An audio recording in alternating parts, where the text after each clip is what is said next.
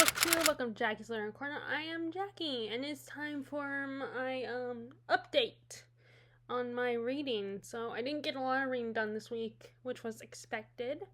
I did get a little bit, but not a lot because of course we had, my sister and her family came in, and then my mom's brothers and their families came, or at least their wives, and two of my cousins were here, but the other two were not. So we were busy trying, we went blueberry picking on one day for the, which is really fun because I've always missed the apple picking up north. And so, and they don't have where we are, they don't have apple picking. And, but I knew that I kind of knew that we had blueberry and, strawberry picking and all that. So, and on the way when my sister was coming for a visit, they saw those places where those farms where you could do that. So we did that, and that was really fun. So I got disappointed this week because my sister was telling me that she's gotten back into reading. She hasn't been reading in a while because, with, like her kid having kids and all that, and 3 of them, and it's just, for some people say, oh, you'll make time for reading if you really want it, and it's like, yeah, but you're not taking into account that people have jobs that are several hours where you don't just you're not just an influencer. You're actually going to a regular job and, in an office, and when you have actual kids, like it's one, I'm not saying it's stressful, that it's not stressful to have a dog or, have a pet of some kind, but, and yeah, I know that, having a dog can be oftentimes worse than having a kid, but having 3 kids is a lot, and sometimes it's probably easier for my sister to just turn on Netflix or something. So, but at the same time, I got so excited, enthusiastic, and was, recommending or pointing out stuff and we were talking about going to the library because I've been thinking about going back to the library, which I have a library haul for you guys, which is only 2 books, but I'm trying to take it easy since going back. And I got really excited, and I think I went a little too hard on my excitement, and I was like, oh, we can do buddy read together, and you can give me books that you like, and, that you want to read, that you want to get into, and I think like I said, I went a little too hard, it was a little too much for her. She's like, okay, I just got back into reading, I'm only reading what we have in our house, which they have a small collection. I mean, probably some books that she has bought that she and Ryan have bought for school, my brother-in-law, and then most of and that's adult books. There's a lot of like nonfiction books that are, like help them in their, self-help books and that kind of stuff, and just things they want to know, and then the rest of their books are all kids books, a lot of kids books. So, she's going by reading, so it's like, I think I scared her off a little bit. So that was a little disappointing because, like, I feel like she got kind of annoyed because it was putting too much pressure on her. And that was not my intention. I was just really excited because, there aren't a lot of readers in my family, and my 2 best friends, 2 of my good friends that read. One of them is a little, Terry can be a little picky, and then Larissa's a little bit more open. In fact, that did inspire me to be like, you know what, I need to just ask Larissa if she wants to do a buddy read. And I did, so we're kind of trying to work one out, but even her tastes don't always 100% align with mine, and I don't want to be like, oh, I don't want to read that, because I don't read romance or anything like that, because, and I was hoping she would tell me, I would text me books that she was interested in while she was at the library. Well, I was at the library, but I left right. I had just walked out of the library and checked out my books after she finally got her text. But yeah, so I was a little disappointed and a little, because I mean, my dad reads a little bit, but my dad will read some. But even he has his preferences, the types of books he likes. So it's kind of, and he has his other hobbies. He likes golfing and fishing, so it's not his number one hobby, but he does and then my mom doesn't read. I mean, I've tried to get her book all the time, and like I got her one for Christmas, an Emily Henry book, and she's just barely touched it, and it's kind of disappointing and frustrating, not having someone, or like the two people that I think I have a good chance of getting to read with me and to talk about books, their tastes don't align with mine that much. So it's, one, Larissa's closer to aligning on my taste than Terry is. But yeah, so it's kind of frustrating. So I don't really have anyone's. I mean, I talk to people, I comment on people's videos. I mean, and also, like, I wanted to talk to someone I know personally, too. Someone I know in person. That helps, too. A lot for me. But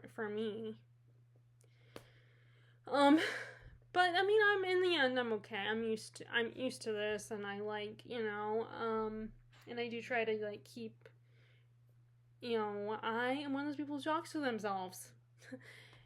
So I talk out my feelings about the book, and then I make sure I write reviews after every book, almost every book. And it's, and, I mean, that's probably why I do better with movies and TV shows. Because it's easier to interact with people when it comes to that. And at least people in my life. But anyway, other than that, so now let's talk, enough with me whining. Let's talk about what I'm currently reading. So I'm slowly progressing through, and I did not bring them over here. I thought I did. I thought I grabbed them. Let me get my books.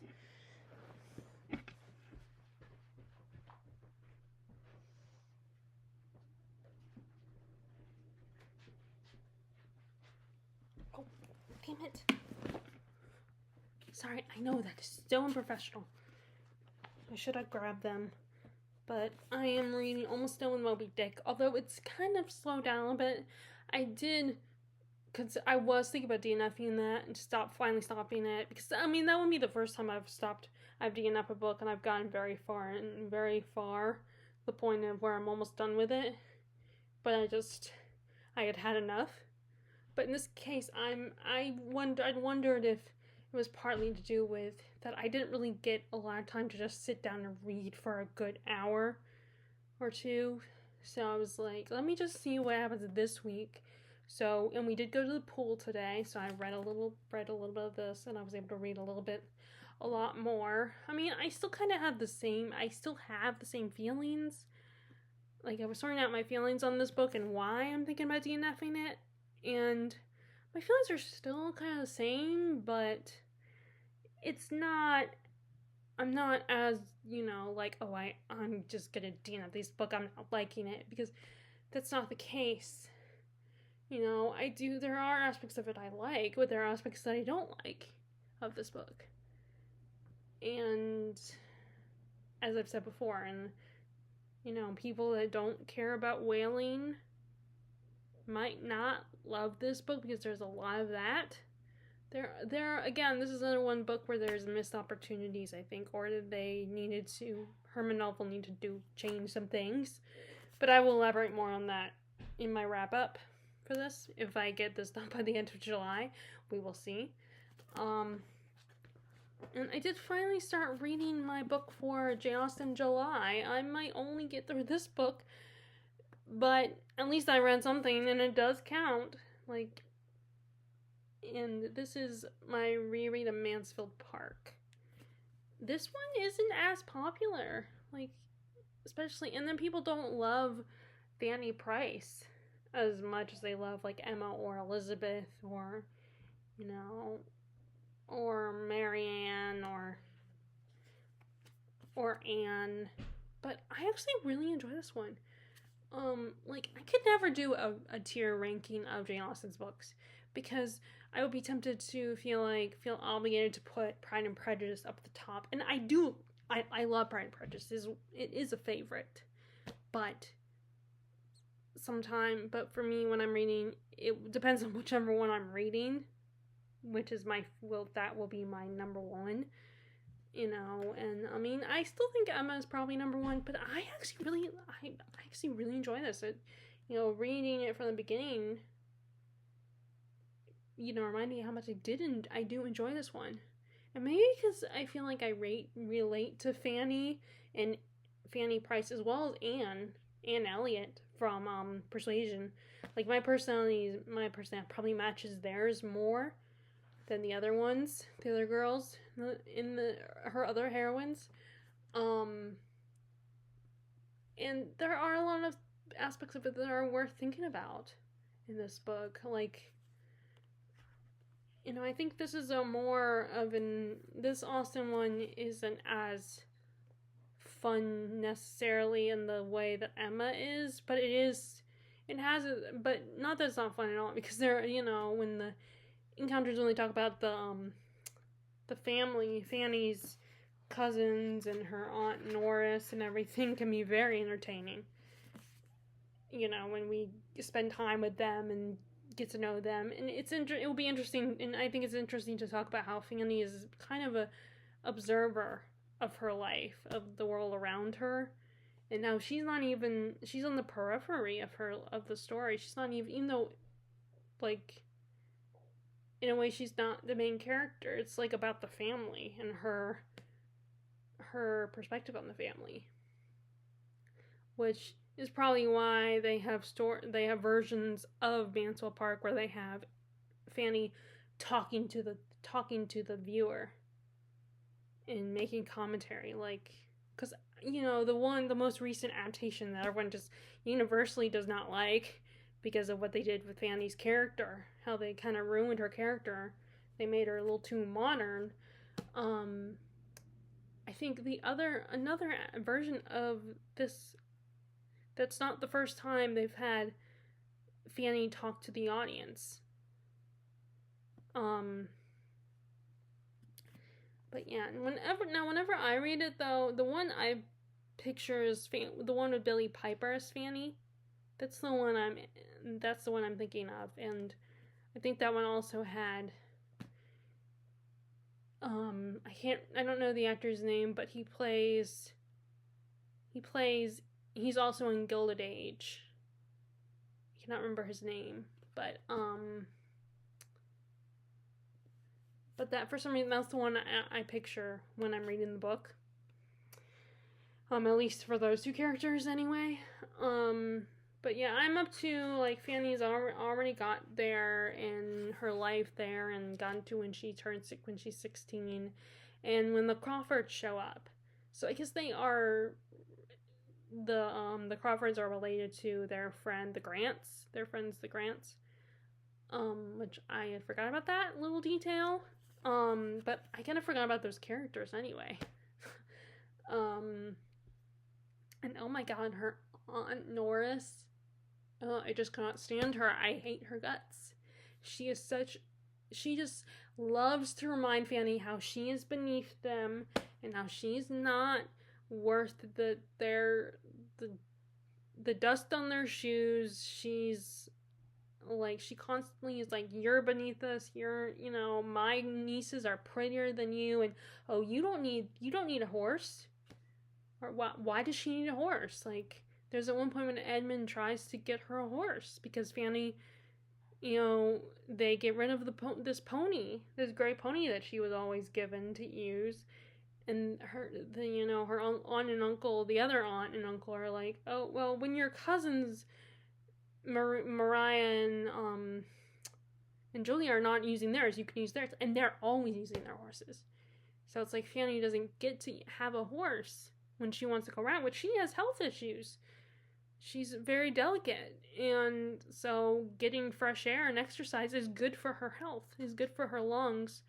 And Edmund is the only one who cares enough about her. See, which is why I can't, yes, I think he took it for granted, and when he forgot about her once Mary Crawford shows up. But I don't entirely hate him because he was very sweet and took care of her in the beginning, was there for her in the beginning. But then, yeah, and he was kind of an ass later. But I haven't got to that point in the book. I just remember that from previous readings of the book. But yeah, I'm just at the point where the Crawfords show up and see what we haven't got to their them messing with the family. They've just charmed the family and won them over. That's about as much as I've gotten from this. But like I said, I was trying to get Moby Dick read and finished, but I don't know if it's going to take me a while. Okay, so now let's talk about, so that's what my reading is right now. I don't know what I'll read next. I'll try to, I might pick up Jane Austen's Juvenilia next. So let's get to the books that I got to haul. First, let me show you what I literally borrowed from the library today, which is only 2 books, because, like I said, I'm trying to ease my way into it a little bit.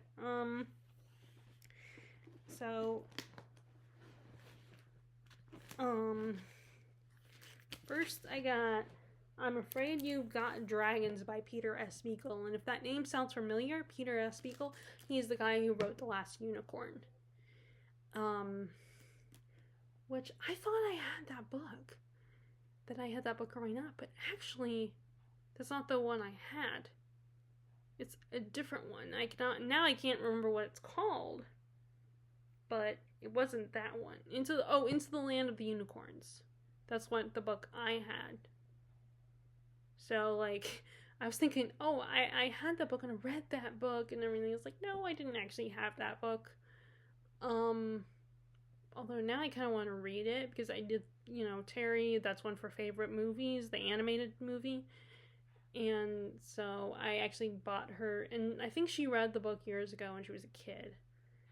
And then, so I ended up buying her for Christmas. I bought her that one along with the sequel he recently wrote, Peter S. Beagle wrote. So this is I'm Afraid You Got Dragons. And Travis Baldree, the guy who wrote Legends and Lattes and its sequel, that he blurbed this as ever a master. Okay, so I'm gonna just read the description.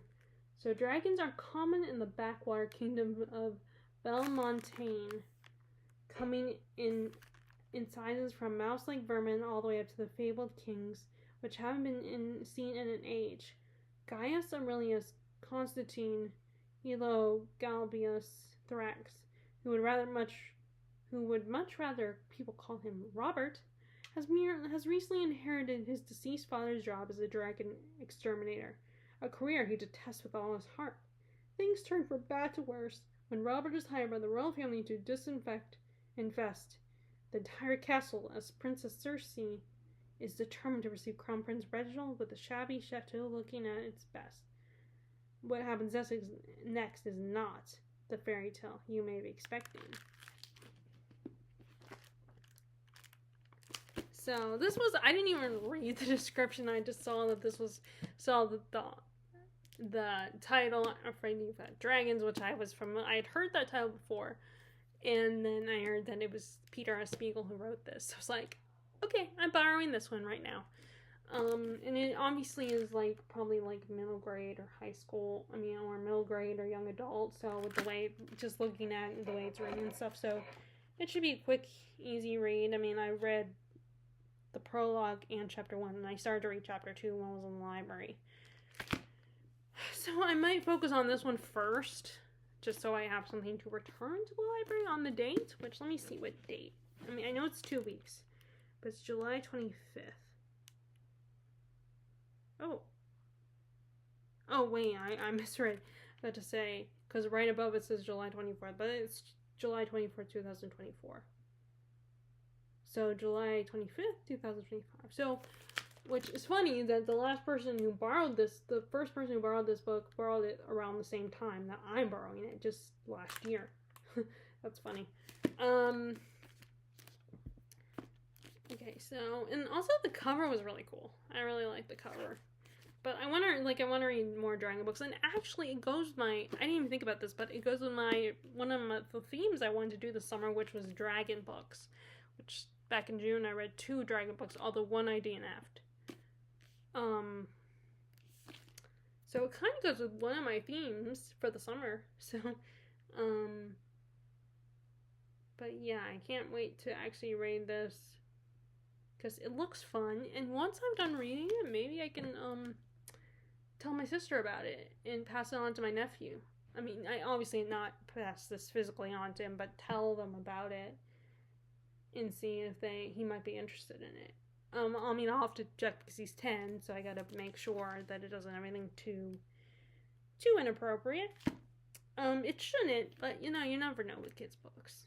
Sometimes even if it's a kid's book, there might be stuff. And I know, like, what is his name? Roald Dahl's books have been censored lately because there's stuff that they think is inappropriate in those books. So I'm Afraid You Got Dragons. Okay, and then we have, and then this one I don't expect to finish, but I thought I would try it because I had a copy of this in Mass Market, and it's on the Rory Gilmore reading list, although I don't know if it's on the one that's specifically to her, as well as on the list that is a mixture of books that she's read and books that have been mentioned in the series. But I remember this was on the list, which is why I was hesitant to get rid of my original copy. But then I ended up deciding to, I eventually got rid of it, donated it. I think I'll have to look through my bag and see if it's still in there, because I don't think it's on my shelf anymore. Yeah, I don't have any Mass Markets anymore. I don't think on there. But I think I eventually donated it. But this is a hardback copy, which is gonna be hard to find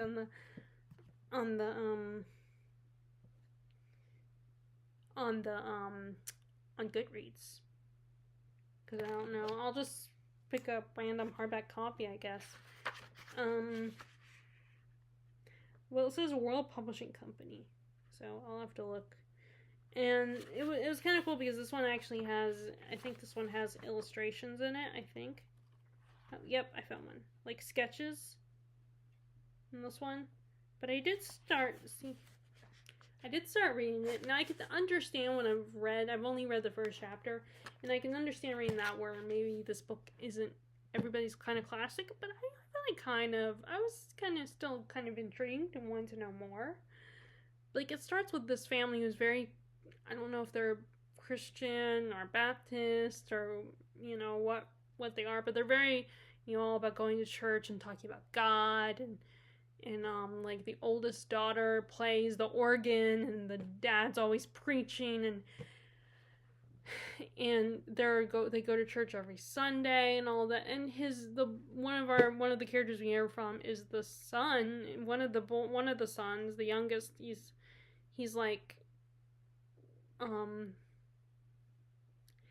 is getting, he's always embarrassed by his family and how religious they are and how strong, because his peers will kind of make fun of him about it and tease him, and he also doesn't want to go anymore to church with them because he didn't have to go. And you kind of like, I understand for kids that it can be, because some church can be very formal and just you have to sit still the whole time and sometimes wear uncomfortable clothes depending on the type of church you go to, especially if it's a formal church. And sometimes you go early in the morning. The services, it can be early in the morning, and it can be, I hate to say this as a person who does believe in God, but it can be boring for a kid. And yeah, it's hard to get made fun of and bullied by people when, like, even though believing in God and preaching the word of God isn't a bad thing, isn't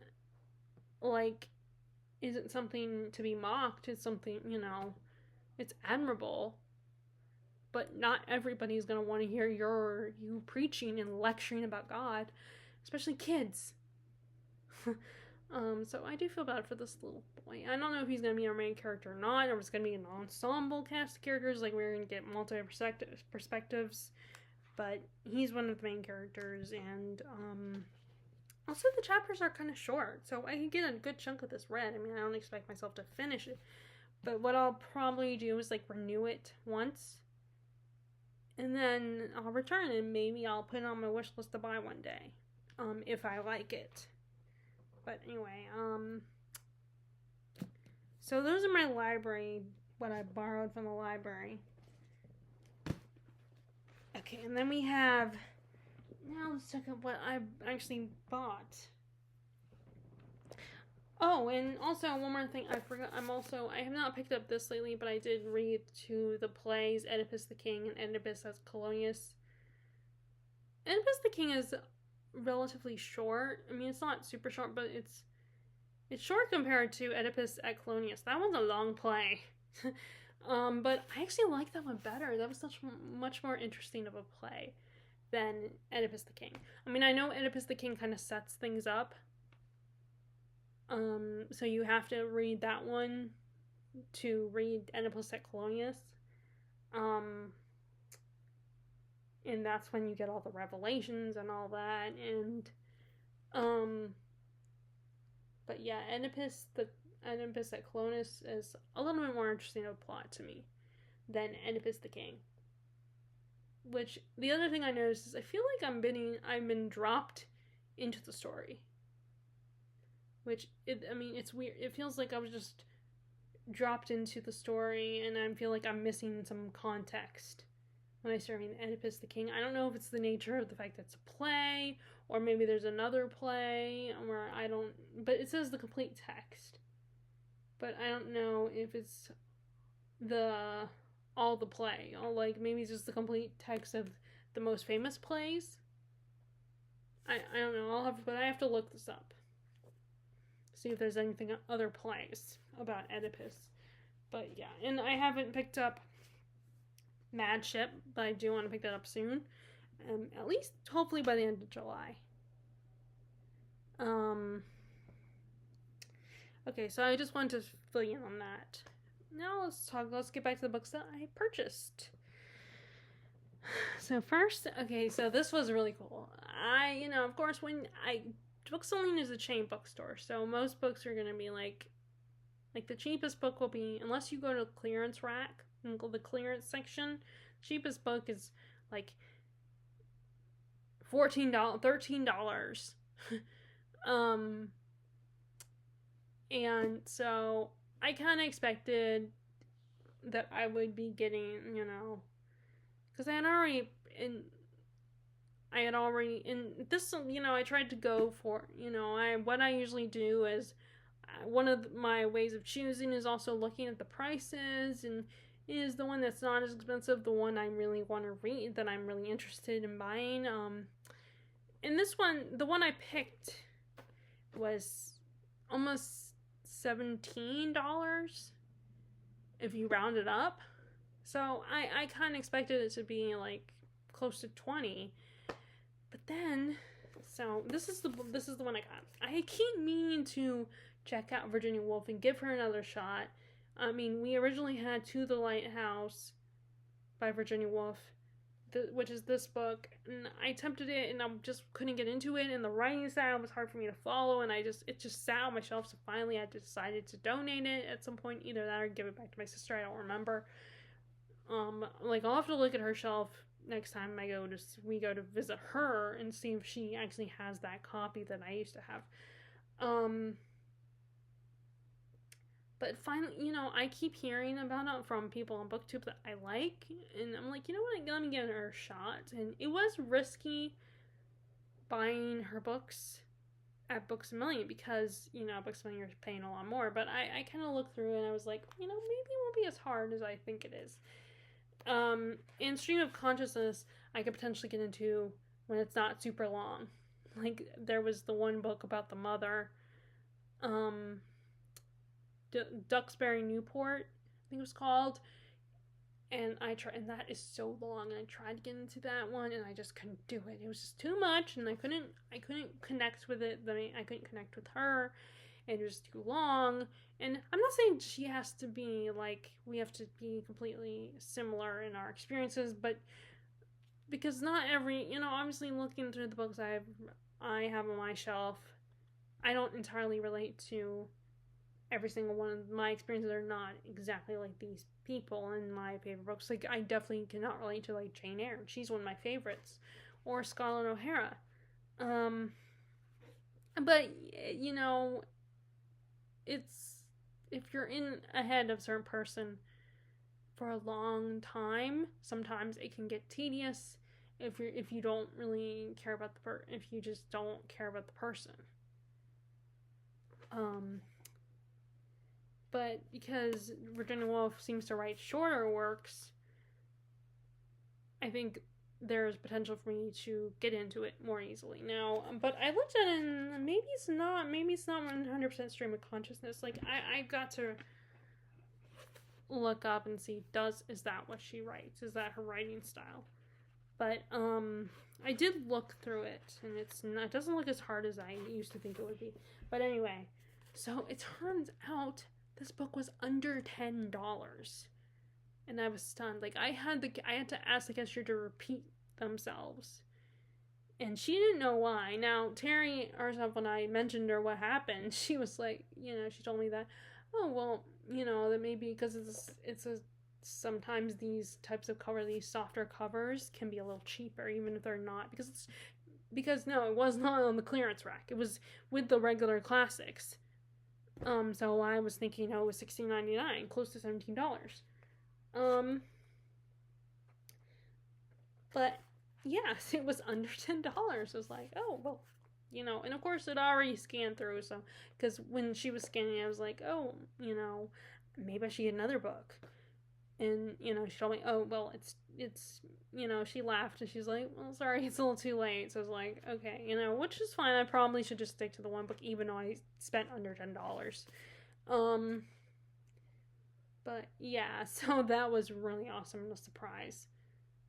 But this is To the Lighthouse, and it follows the Ramsay family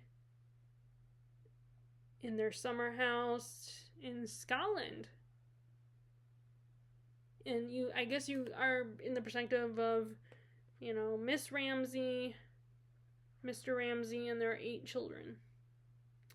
But I figured, it would be a great, and I also was thinking it would be a really good summer read. Like, maybe the last book I'll read during the summer. Like, if I don't get to it in July, maybe I can get to it in August. But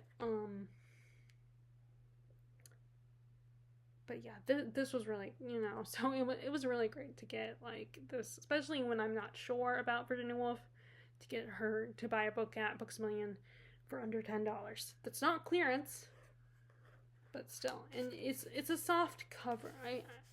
In a way, it's a soft cover, so she was like, that's I think what Terry said, the soft covers, sometimes they can be the cheaper books, even if they're not in clearance. But yeah, I'm excited. I'm at the moment excited at least to read it, but who knows? Hopefully it won't.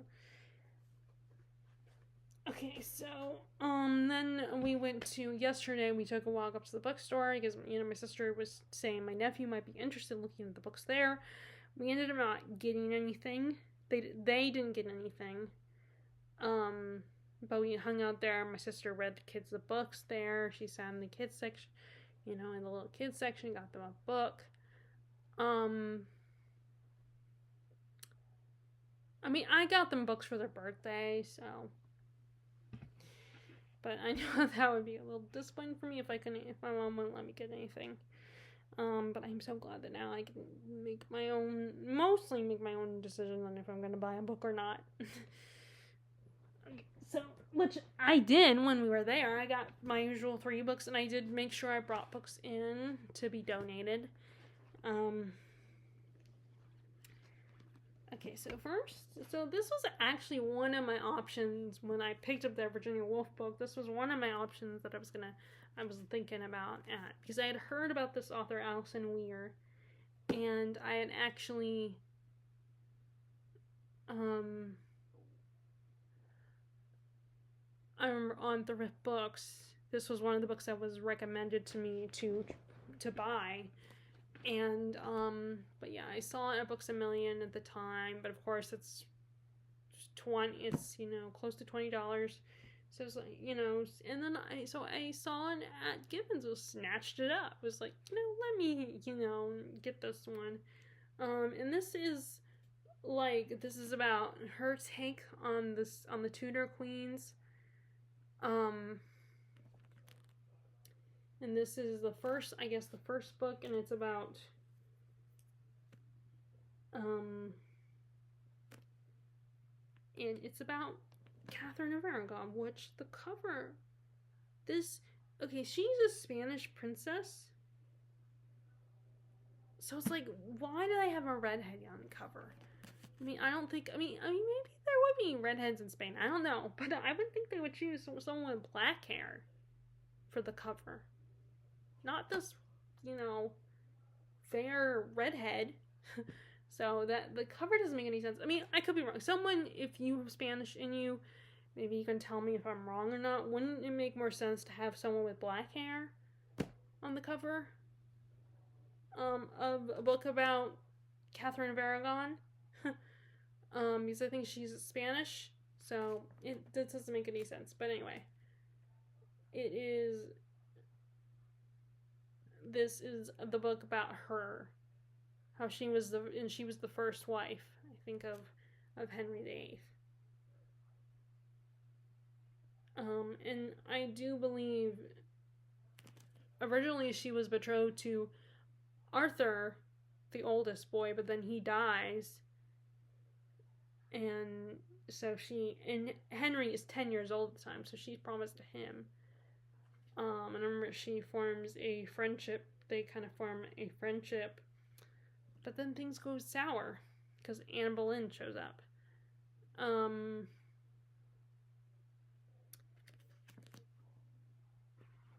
But anyway, I decided to write this take. I mean, I remember I read The Other Bowling Girl by Philip Gregory, and I did read Catherine of Aragon, Philippa Gregory's take on it. So I kind of want to get back into that whole the Tudor queens and everything about that. I kind of want to get back into that subject because I did like Catherine Aragon and also The Other Bowling Girl. I mean, well, actually, I never read The Other Bowling Girl, but I did see the movie.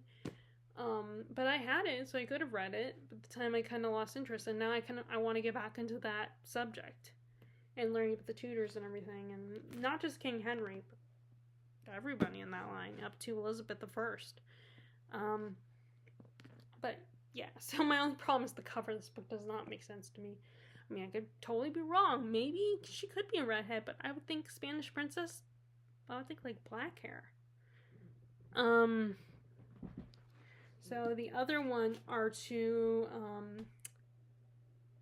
Okay, so one of them is a retelling of a classic. This might have been one I saw on Thrift Books, but this is a retelling of the story of King Arthur.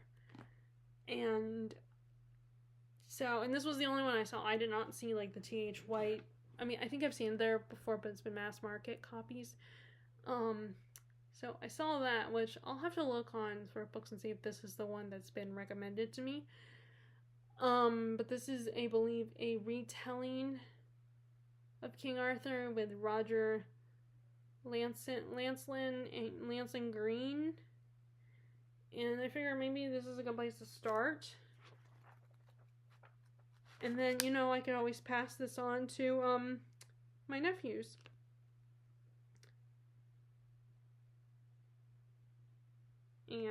But let's see. King Arthur, the greatest legend of all time. The immortal tales of King Arthur are full of mystery and wonder. From the magical moment when Arthur releases the sword in the stone, the quest for the Holy Grail, and the final tragedy of the last battle, this spellbinding retelling brings to life the enchanting world of King Arthur, complete and unabridged. Which this does not look that long.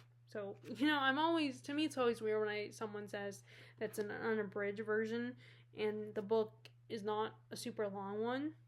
Like, I understand having an abridged version of, like, Count of Monte Cristo.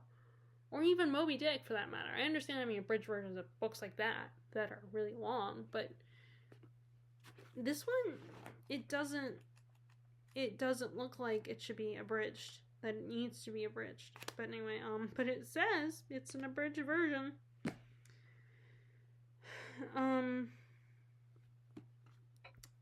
But yeah, so I'm excited to read this. I'm wondering if I should do, of course, the moment I say I'm going to do this, I fail, but do kind of a medieval Renaissance type theme where I read a bunch of these kinds of stories. But anyway, so the next one I bought was, so I know I've said in the past that I want to try to collect either the Barnes & Noble editions of these or like the Folgers, but when I see them in good condition and the right size book, then I'm not mass market, then I think about grabbing them, especially if I see Mike Gibbons. So I grabbed Othello at Gibbons, which this one has a lot of really cool stuff. This is the source books, Shakespeare, so this is probably a version you would study in college, and take in a college class or a high school class. Because it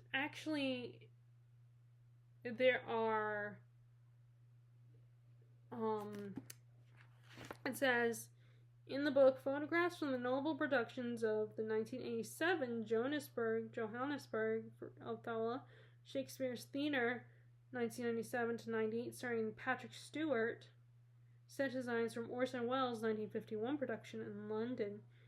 And what was really cool is that I saw this audio CD in here, and it says that this audio CD, here are 27 great scenes, which has one from Edwin Booth from 1890,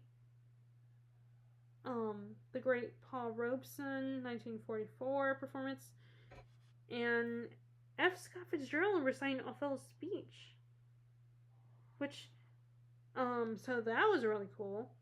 Now, I don't know how they get the 1890 version. I mean, I guess you would have one of those, what are the, gramophone or something like that from an 1890 version, like some I think they had some kind of types of recording back in the 1800s.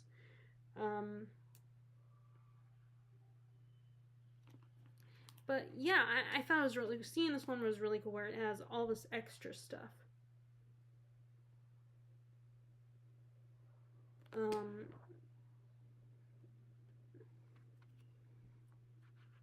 But yeah, I imagine this is one that you would study when you were if you were taking a Shakespeare class in school. Like, imagine this could be one that you would have.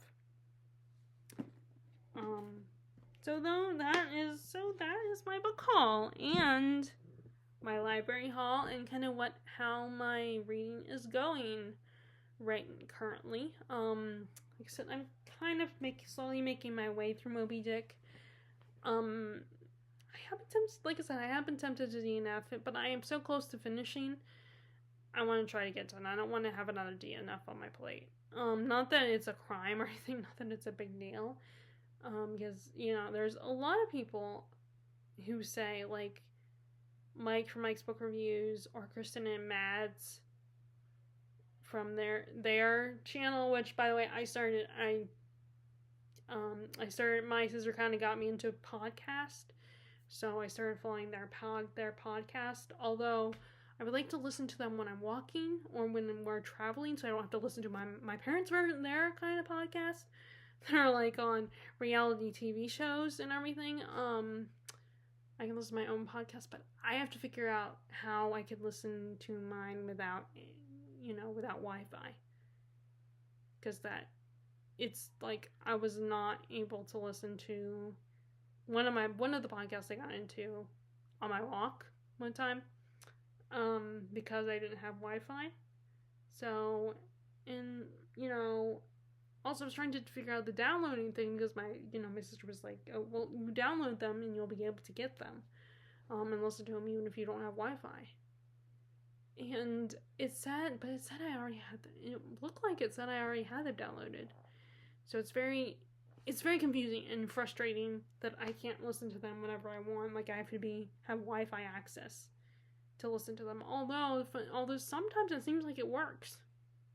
Like, I listened to Kristen and Mads' video on their mid-year freakout tag on my walk this morning, and I was able to listen to it. So I don't know how it all works. It's very confusing. I wish I knew how it worked, but anyway. So